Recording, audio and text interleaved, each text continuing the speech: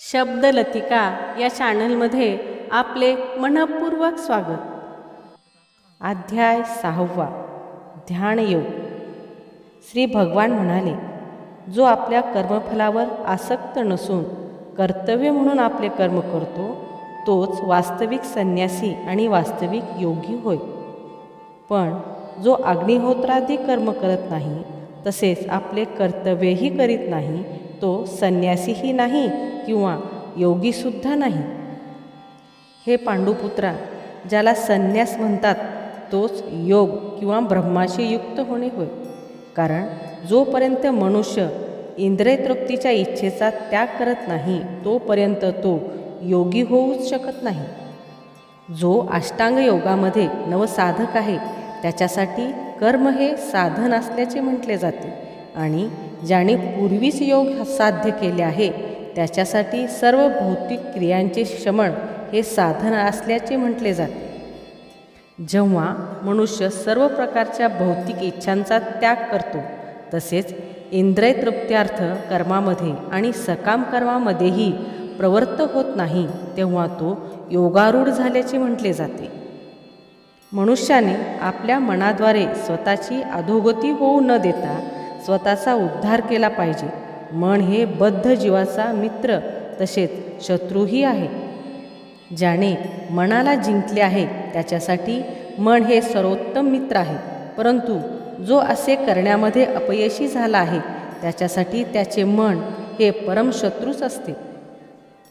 ज्याने मन जिंकले आहे त्याला परमात्मा प्राप्त झालेला असतो, त्याने शांती प्राप्त केलेली असते. अशा मनुष्यासाठी सुख आणि दुःख, शीत आणि उष्ण, मान आणि अपमान सर्व काही सारखेच असते. मनुष्य जेव्हा अर्जित ज्ञान आणि साक्षात्कार योगे पूर्णपणे तृप्त होतो तेव्हा तो योगी किंवा आत्मसाक्षात्कारामध्ये स्थित झाला असे म्हटले जाते. असा मनुष्य अध्यात्मात स्थित आणि आत्मसंयमी असतो. तो गारेचे खडे, दगड, सोने इत्यादी सर्व काही समदृष्टीने पाहतो. मनुष्य जेव्हा प्रामाणिक हितचिंतक, सुहृदय, तटस्थ, मध्यस्थ, द्वेषी, मित्र आणि शत्रू, पुण्यवान आणि पापी या सर्वांकडे समबुद्धीने पाहतो तेव्हा तो अधिक प्रगत किंवा विशेष मानला जातो. योगी व्यक्तीने नेहमी आपले शरीर, मन आणि आत्मा भगवंताच्या ठायी युक्त केले पाहिजे. त्याने एकांत स्थळी एकटे राहावे आणि काळजीपूर्वक मनाला सतत संयमित केले पाहिजे. त्याने आकांक्षा आणि संग्रहाच्या किंवा स्वामित्वाच्या भावनेपासून मुक्त असले पाहिजे. योगाभ्यासासाठी मनुष्याने एकांत स्थळी जाऊन भूमीवर कुशासन अंथरावे आणि ते मृगचर्म व मृदू वस्त्राने आच्छादित करावे. आसन उंचावरही असू नये किंवा अत्यंत खालीही असू नये. तसेच आसन पवित्र स्थळी असावे. त्यानंतर योगी व्यक्तीने आसनावर दृढतापूर्वक बसावे आणि मन, इंद्रिय, क्रिया यांचे संयमन करून आणि मनाला एकाग्र करून हृदय शुद्ध करण्यासाठी योगाभ्यास करावा.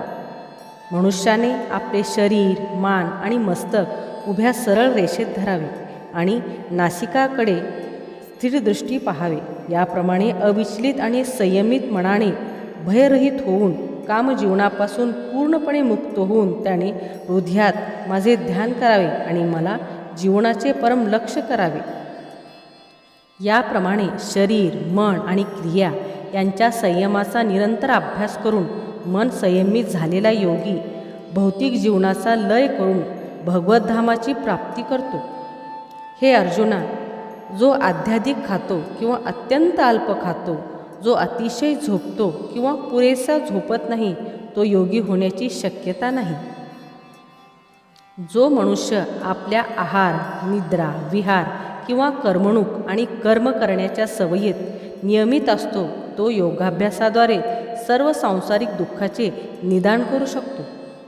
योगाभ्यासाद्वारे योगी जेव्हा आपले मानसिक कार्य नियमित करतो आणि सर्व भौतिक आकांक्षापासून मुक्त होऊन अध्यात्मामध्ये स्थित होतो तेव्हा तो यथायोग्यपणे योगयुक्त झाल्याचे म्हटले जाते.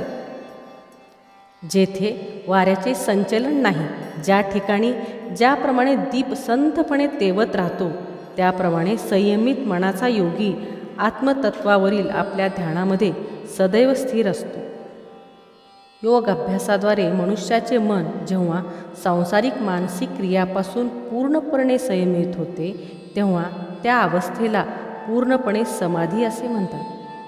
या समाधी अवस्थेचे लक्षण आहे की यामुळे मनुष्य विशुद्ध मनाद्वारे आत्म्याचे अवलोकन करण्यात आणि आत्म्यामध्ये संतुष्ट होण्यात व आनंद प्राप्त करण्यात समर्थ होतो.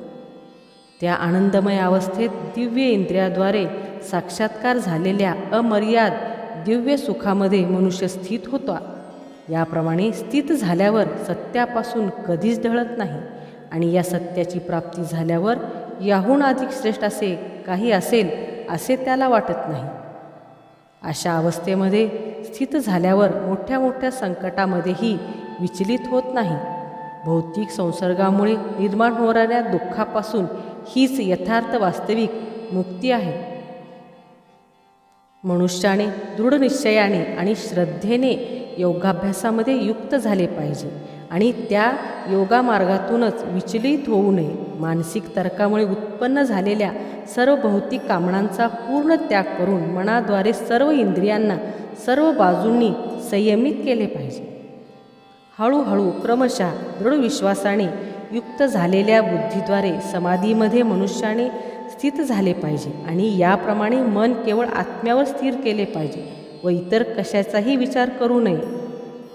आपल्या चंचल आणि अस्थिर स्वभावामुळे मन जेथे जेथे भरकटते तेथून मनुष्याने ते खेचून घ्यावे आणि आत्म्याच्या नियंत्रणात आणावे.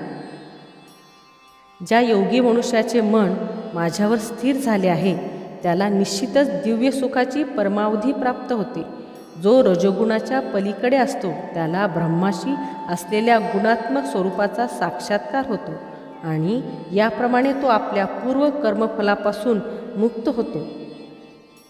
याप्रमाणे योगाभ्यासामध्ये निरंतर युक्त असलेला योगी सर्व भौतिक दोषातून मुक्त होतो आणि भगवंताच्या दिव्य प्रेममयी सेवेमध्ये परिपूर्ण सुखाच्या परमोच्च अवस्थेची प्राप्ती करतो. वास्तविक योगी सर्व प्राणीमात्रामध्ये मला पाहतो आणि सर्व प्राणीमात्रांनासुद्धा माझ्यामध्ये पाहतो. निसंदेह आत्मसाक्षात्कारी व्यक्ती मला सर्वत्र पाहतो. जो मला सर्वत्र पाहतो आणि सर्व काही माझ्यामध्ये पाहतो त्याला मी कधी दुरावत नाही, तसेच तोही मला कधी दुरावत नाही. जो योगी मी आणि परमात्मा अभिन्न असल्याचे जाणून परमात्म्याच्या भक्तिपूर्ण सेवेमध्ये युक्त होतो तो सर्व परिस्थितीत माझ्यामध्ये सदैव निवास करतो. हे अर्जुना, जो आपल्या स्वतःच्या तुलनेने सर्व जीवाकडे त्यांच्या सुखामध्ये आणि दुःखामध्ये वास्तविक समतेने पाहतो तोच परिपूर्ण योगी होय. अर्जुन म्हणाला, हे मधुसूदन, तुम्ही सांगितलेली योगपद्धती ही मला अव्यवहार्य आणि असह्य वाटते, कारण मन हे चंचल आणि अस्थिर आहे. हे कृष्ण, मन हे चंचल, उच्छृंखल, दुर्ग्रही आणि अत्यंत बलवान असल्यामुळे मनाचा निग्रह करणे हे वायूला नियंत्रित करण्यापेक्षाही अत्यंत कठीण आहे असे मला वाटते. भगवान श्रीकृष्ण म्हणाले, हे महाबाहो कौंतेया, चंचल मनाला संयमित करणे निसंशयी अत्यंत कठीण आहे, पण योग्य अभ्यासाने आणि अनासक्तीद्वारे मनाला वश करणे शक्य आहे. ज्याचे मन उशंकल आहे त्याला आत्मसाक्षात्कार होणे कठीण आहे, परंतु ज्याचे मन संयमित आहे आणि जो योग्य साधनाद्वारे प्रयत्न करतो त्याला निश्चितच या यशाची शाश्वती आहे असे माझे मत आहे. अर्जुन म्हणाला, हे कृष्णा, जो आरंभी आत्मसाक्षात्काराच्या मार्गाचा श्रद्धेने स्वीकार करतो परंतु नंतर सांसारिक आसक्तीमुळे मार्गभ्रष्ट होतो आणि यामुळे योगसिद्धी प्राप्त करू शकत नाही, अशा अयशस्वी योग्याला कोणती गती प्राप्त होते?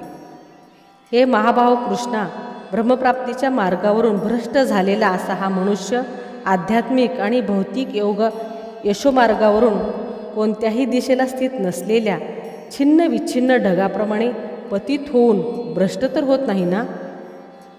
हे कृष्ण, माझा हा संशय आहे आणि हा पूर्णपणे दूर करण्याची मी तुम्हाला विनंती करतो. तुमच्या वाचून हा संशय दूर करणारा कोणीही मिळणार नाही. श्री भगवान म्हणाले, हे पार्थ, शुभ कार्यामध्ये युक्त झालेल्या योगी व्यक्तीचा इहलोकात तसेच परलोकातही विनाश होत नाही. आणि हे मित्र, जो मनुष्य चांगले कार्य करतो तो दुष्प्रवृत्तींनी प्रभावित होत नाही.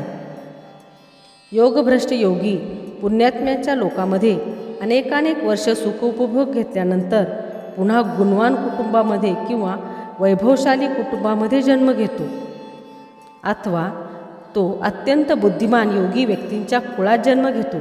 खरोखर अशा प्रकारचा जन्म या लोकी अत्यंत दुर्लभ आहे. हे कुरुनंदन, असा जन्म मिळाल्यावर तो आपल्या पूर्वजन्माच्या दिव्य चेतनेचे पुनरुज्जीवन करतो आणि पूर्णपणे सिद्धी प्राप्त करण्यासाठी पुन्हा प्रयत्न करतो. आपल्या पुनर्जन्माच्या दिव्य चेतनेच्या आधारावर तो आपोआपच आपली इच्छा नसतानाही योग्य अभ्यासाकडे आकृष्ट होतो. असा जिज्ञासू योगी सदैव शास्त्राच्या कर्मकांडात्मक तत्वांचा अतीत असतो. आणि जेव्हा योगी सर्व पापांपासून शुद्ध होऊन अधिक प्रगती करण्याचा प्रामाणिक प्रयत्न करतो, तेव्हा अनेकानेक जन्मांतराच्या अभ्यासानंतर सिद्धी संपादित केल्यावर त्याला परमलक्ष्याची प्राप्ती होते.